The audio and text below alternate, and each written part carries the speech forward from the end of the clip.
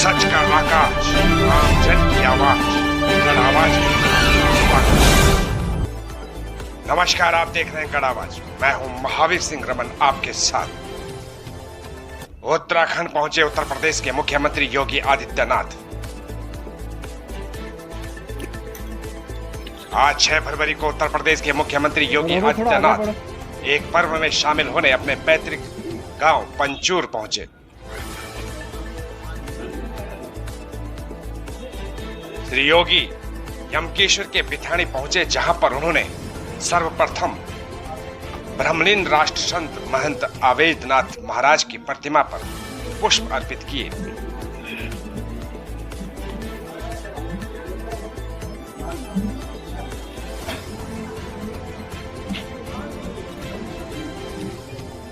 उसके बाद श्री योगी ने श्री आनंद सिंह बिष्ट स्मृति पार्क में 100 फीट ऊंचे तिरंगे का एवं 2 दिवसीय किसान मेले का उद्घाटन किया।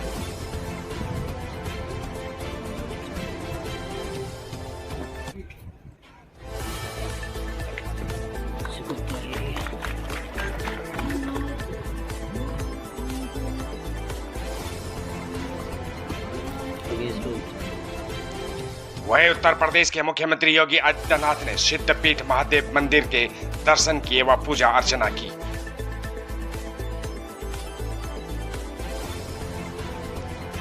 बिथाणी में ही महायोगी गुरु गोरखनाथ राजकीय महाविद्यालय परिसर में महंत अवैधनाथ जी महाराज की मूर्ति पर माल्यार्पण भी किया।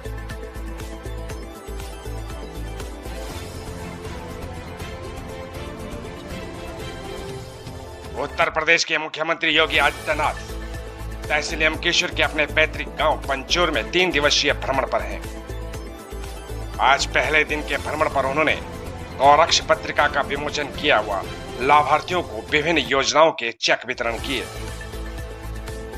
इसके अलावा उन्होंने गोविंद बल्लभ पंत कृषि विश्वविद्यालय पंतनगर द्वारा लगाए गए स्टॉलों का अवलोकन किया।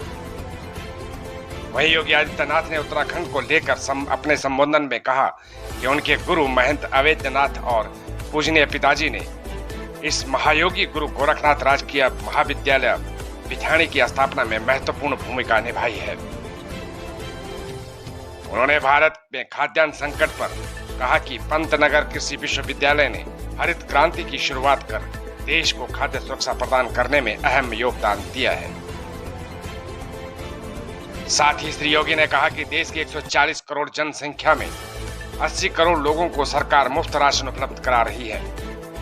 वहीं उन्होंने उत्तराखंड में डेयरी व पशुपालन की अपार संभावना जताई।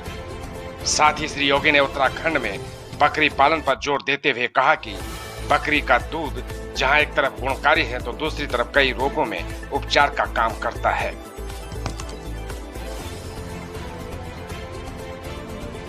उत्तराखंड को खुशहाल भी करेगा और राष्ट्रीय सुरक्षा के लिए उत्तराखंड का जो योगदान है उस योगदान को और मजबूती के साथ आगे बढ़ाने में मदद भी कर देगा। प्लान एक चुनौती है हम सबके सामने,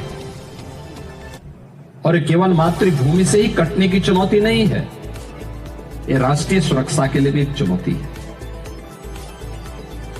कि स्मृति को जीवंत बनाए रखने के लिए एक 100 फीट के ऊंचे तिरंगा को, जो भारत के राष्ट्र के आन मान और शान का प्रतीक है, पालन का काम भी यहाँ पे कैसे हो सकता है, इसका एक उदाहरण। और कुछ किसानों को बीज के किट भी और कुछ को बकरी भी यहाँ उपलब्ध होने वाली है। ये बकरी 3 लीटर तक दूध देती है।